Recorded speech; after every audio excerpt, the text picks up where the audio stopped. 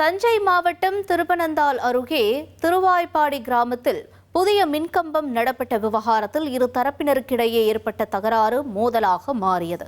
இதில் சரவணன் என்பவர் கடையில் அமர்ந்திருந்த போது மர்ம கும்பல் தாக்கின சிசிடிவி காட்சிகள் வெளியாகி பரபரப்பை ஏற்படுத்தியுள்ளன.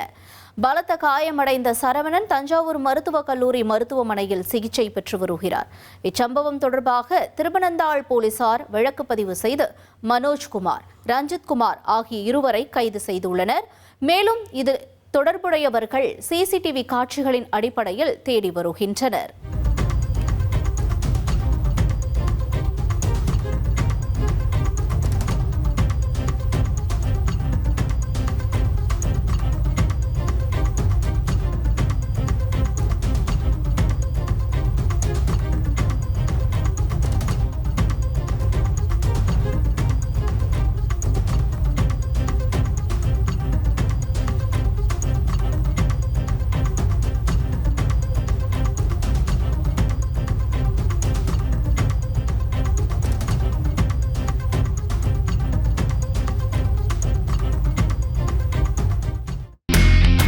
இனி செல்லும் இடமெல்லாம் செய்தி.